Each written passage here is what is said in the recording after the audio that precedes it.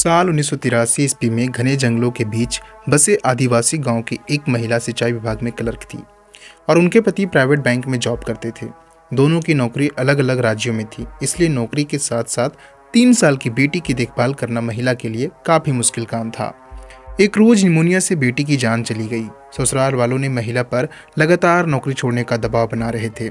आखिरकार महिला ने सरकारी नौकरी छोड़ दी और पति के साथ रहने लगी। 27 साल बाद यानी 25 अक्टूबर 2010 की बात है। उस महिला का बड़ा बेटा रात को पार्टी से लौटा। सुबह उसकी तबीयत बिगड़ गई। अस्पताल पहुंचते पहुंचते उसने दम तोड़ दिया। करीब 2.5 साल बाद जनवरी 2013 में महिला का छोटा बेटा सड़क हादसे में गुजर गया। कुछ महीने बाद यानी अगस्त 2014 में महिला के पति की मौत हो गई। इसी कुछ महीने बाद माँ और भाई भी गुजर गए। 4 साल के भीतर 5 मौतें। महिला डिप्रेशन में चली गई। 8 साल बाद यानी 25 जुलाई 2022 को वो महिला भारत के सबसे ऊंचे पद पर पहुंची। नाम है द्रौपदी मुर्मू। कहानी विशेष के इस एपिसोड में महिला दिवस पर महिला राष्ट्रपति द्रौपदी मुर्मू की कहानी। द्रौपदी मुर्मू का जन्म 20 जून 1958 ईस्वी को उड़ीसा के मयूरभंज जिले के रायरंगपुर से करीब ठीक 25 किलोमीटर दूर ऊपर बेड़ा गांव में जन्म हुआ। घने जंगलों के बीच बसे इस गांव की आबादी करीब 3000 होगी। ये 1958 ईस्वी की बात है। ऊपर बेड़ा गांव और आसपास के इलाकों में मानसून दस्तक दे चुकी थी, लेकिन वहां कई इलाकों में कई दिनों से बारिश नहीं हो रही थी। संथाली परंपरा के मुताबिक बारिश के लिए बिरंची नारायण के घर के पीछे बरगद के पेड़ के नीचे एक मिट्टी का बर्तन रखा गया। स्थानीय लोग इसे पूती कहते हैं। पूती रखने से ठीक एक हफ्ते बाद 20 जून 1958 को बिरंची टुडू को एक बेटी हुई। संयोग से इस बच्ची का जन्म के बाद इलाके में बारिश भी होने लगी। एक साथ बिरंची को दोहरी खुशी मिली। उन्होंने बेटी का नाम पूती रखा। एक इंटरव्यू में द्रौपदी मुर्मू बताती है कि संथाली परिवार में बेटी का नाम दादी के नाम पर रखा जाता है, ताकि दादी के मरने के बाद भी उनका नाम जिंदा रहे। इसलिए मेरा नाम दुर्गी भी था, लेकिन ये नाम मेरे शिक्षक को पसंद नहीं था, तो उन्होंने मेरा नाम द्रौपदी रख दिया। उड़ीसा के सीनियर जर्नलिस्ट संदीप साहू अपनी किताब मैडम प्रेसिडेंट में लिखते हैं, 70 के दशक की बात है। एक रोज जमकर बारिश हो रही थी। दूर दूर तक सिर्फ पानी ही पानी नजर आ रहा था। स्कूल के प्रिंसिपल और शिक्षक वासुदेव बेहरा स्कूल में छुट्टी घोषित करने के बारे में सोच रहे थे। उन्हें लग रहा था कि इतनी बारिश में कोई स्कूल नहीं आ पाएगा। थोड़ी देर बाद उनकी 7 से 8 साल की द्रौपदी दिखाई पड़ी। वह पूरी तरीके से भीग चुकी थी, लेकिन उसने अपना बैग भीगने नहीं दिया। वासुदेव ने पूछा, इतनी बारिश में तुम स्कूल कैसे पहुंच गई? द्रौपदी ने जवाब दिया, मैं नदी तैर कर आई हूँ। उनका जज्बा देखकर वासुदेव और स्कूल प्रिंसिपल दंग रह गए। संदीप साहू किताब में आगे लिखते हैं, द्रौपदी का बचपन तंगहाली में गुजरा। उनके पास जूते खरीदने तक के पैसे नहीं थे, इसलिए वह कभी कभी नंगे पांव भी स्कूल जाती थी। पूरे साल उन्हें सिर्फ 2 जोड़ी कपड़े में गुजारना पड़ता था। वो कपड़े को बारी बारी धोकर अपना काम चलाती थी। रोजाना सुबह उठकर बर्तन धोना, फर्श की सफाई करना, कुएं से पानी निकालना, गौशाला की सफाई करना जैसे काम निपटाने के बाद स्कूल जाती थी। उस दौरान गांव में चावल से भूसी निकालने के लिए लकड़ी के ढेंकी का इस्तेमाल किया जाता था। द्रौपदी की दादी सुबह 4 बजे ही जगा देती थी द्रौपदी को। द्रौपदी की दादी के साथ मिलकर चावल से भूसी निकालती थी। उनकी दादी कहती है, द्रौपदी तुम्हें क्या लगता है, पढ़ लिख कर तुम स्वर्ग पहुंच जाओगे? वह द्रौपदी के लिए ढिबरी जलाने पर भी डांटती थी। कहती थी, तुम स्कूल में क्या करने जाती हो, वहां क्यों नहीं पढ़ती हो? केरोसिन कितना महंगा है। द्रौपदी के पिता के पास किताब खरीदने तक के पैसे नहीं थे। द्रौपदी बचपन से ही पढ़ने में काफ़ी तेज थी। वह हमेशा क्लास में टॉप करती थी। हमेशा ज़्यादा नंबर उन्हीं को आते थे। नियम के मुताबिक मॉनिटर भी उन्हें ही बनना चाहिए था, लेकिन क्लास में लड़कियों की संख्या कम थी। 40 छात्रों में सिर्फ 8 लड़कियां थीं और लड़के नहीं चाहते थे कि द्रौपदी मॉनिटर बने, क्योंकि लड़कों के मन में शंका था कि लड़की होकर पूरे क्लास को कैसे संभालेगी। अंत में द्रौपदी को क्लास मॉनिटर बन गई और यहाँ से राजनीतिक जीवन की शुरुआत होती है। और इसकी बानगी 2017 में देखने को मिली, जब उन्हें झारखंड का राज्यपाल के तौर पर नियुक्त किया गया। बीजेपी गवर्नमेंट में CNT SPT एक्ट को लेकर के आदिवासी इसका विरोध कर रहे थे और अंत में द्रौपदी मुर्मू ने इस विधायक को वापस कर दिया। द्रौपदी ग्रेजुएशन के साथ साथ सरकारी नौकरी की तैयारी कर रही थी। उन दिनों राज्य सरकार ने आदिवासी छात्रों के लिए विशेष भर्ती अभियान शुरू किया था और द्रौपदी भी इसके लिए आवेदन करती है। फाइनल ईयर रिजल्ट आने से पहले 1979 में उनका सिलेक्शन हो गया। सिंचाई विभाग में क्लर्क बन गई। डेल्हा द्रौपदी की क्लासमेट रही है। वो द्रौपदी की शादी का किस्सा याद करते हुए बताती है, श्यामचरण मुर्मू पुरी में एक दफ्तर में अकाउंटेंट थे। अक्सर काम के सिलसिले से भुवनेश्वर आते जाते थे। उसी दौरान उनकी मुलाकात द्रौपदी मुर्मू से हुई। श्याम द्रौपदी को पसंद करते थे। एक दिन उन्होंने डेल्हा को ये बात बताई और शादी का प्रस्ताव रखा। डेल्हा बताती है, ये बात हमने द्रौपदी तक बताई। थोड़ा विरोध के बाद दोनों के परिवार वाले शादी के लिए मान गए। अब शादी तो पक्की हो गई थी, लेकिन दहेज तय होना बाकी था। आदिवासी समाज के लड़के के घर वाले ही रिश्ता लेकर लड़की के यहाँ जाते हैं।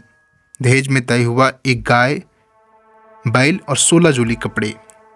श्याम ने बिना समय गंवाए ही इस रिश्ते को हाँ कर दिया। कुछ दिनों बाद श्याम से द्रौपदी मुर्मू की विवाह हो गया। शादी के बाद द्रौपदी की एक बेटी हुई। महज 3 साल बाद यानी 1983 ईस्वी में बेटी की निमोनिया की वजह से जान चली जाती है। इसके बाद द्रौपदी के घरवाले नौकरी छोड़ने का दबाव बनाते हैं और अंत में नौकरी छोड़नी पड़ती है। इसी बीच मुर्मू के 3 बच्चे हुए, 2 बेटा और 1 बेटी।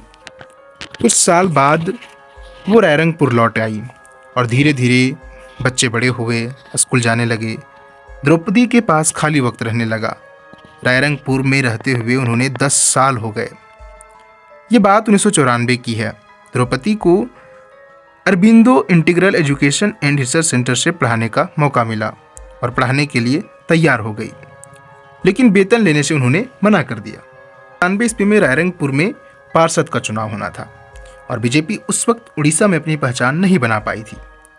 वार्ड नंबर 2 से एक उम्मीदवार की तलाश रही थी बीजेपी और यह सीट महिलाओं के लिए आरक्षित थी। द्रौपदी मुर्मू जिस समाज से आती थी, उस सीट पर उस समाज का काफी प्रभाव था। लिहाजा द्रौपदी बीजेपी के लिए सबसे मुफीद उम्मीदवार थी। उन्हें सरकारी काम करने का भी अनुभव था। रविंदर महंत तब बीजेपी के जिला अध्यक्ष थे। उनके घर द्रौपदी के स्कूल के ठीक बगल में था। ऐसे में यह स्वाभाविक था कि महंत के घर आने जाने वाले लगभग सभी स्थानीय नेता द्रौपदी को पहचानते थे। राजकिशोर दास जो नगर पंचायत अध्यक्ष थे, उन्होंने सबसे पहले द्रौपदी को एक शिक्षक के जरिए पार्टी में शामिल होने और चुनाव लड़ने का प्रस्ताव भेजा, लेकिन तब उस वक्त उन्होंने चुनाव लड़ने से मना कर दिया। तब बीजेपी नेताओं ने उनके पति श्यामचरण मुर्मू से संपर्क किया।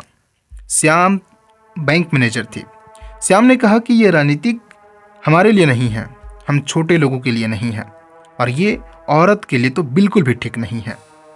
पर बीजेपी नेता उन्हें मनाने के लिए अड़े रहे। आखिरकार वे तैयार हो गई। द्रौपदी चुनाव लड़ी और जीत भी गई। यहां से उनके राजनीतिक सफर की शुरुआत हुई। बाद में द्रौपदी विधायक बनी और ओडिशा सरकार में मंत्री भी रही। 25 अक्टूबर 2010 की बात है। द्रौपदी के बड़े बेटे लक्ष्मण एक पार्टी से लौटे। वे भुवनेश्वर में अपने चाचा के साथ रहते थे। अगली सुबह बीमार हालात में लक्ष्मण को अस्पताल ले जाया गया, जहां उनकी मौत हो गई। तब लक्ष्मण की उम्र महज 25 साल थी। संदीप साहू आगे लिखते हैं, जवान बेटे की मौत से द्रौपदी टूट गई। जीने की लालसा खत्म हो गई। उन्होंने खुद को अंधेरे कमरे में बंद कर लिया। कहीं आती जाती नहीं थी। उन्हें लगता था कि सब कुछ खत्म हो गया।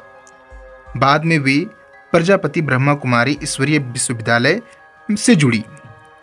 यहाँ वो नियमित रूप से ध्यान लगाने आने लगी। धीरे धीरे वे अपने दुखों को बाहर से उभरी। तभी जनवरी 2013 में उनके छोटे बेटे सिपुन की सड़क हादसे में जान चली गई। तब सिपुन की पत्नी प्रेग्नेंट थी। उनका गर्भपात हो गया। द्रौपदी न चाहते हुए भी सिपुन की पत्नी उनके परिवार वालों के साथ रहने लगी। द्रौपदी का घर खाली खाली सा हो गया। द्रौपदी कॉलेज के दिनों के साथ सुरमा पाढ़ी मैडम प्रेसिडेंट किताब में बताती है, सिपुन के मौत के बाद परिवार के सभी लोग रो रहे थे, लेकिन द्रौपदी शांत बैठी थी। उनके पति खुद पर काबू नहीं पा रहे थे। वे डिप्रेशन में चले गए, बीमार पड़ गए, उन्हें पीलिया हो गया। दिन पर दिन उनकी तबीयत बिगड़ती गई। अगस्त 2014 में वे गुजर गए।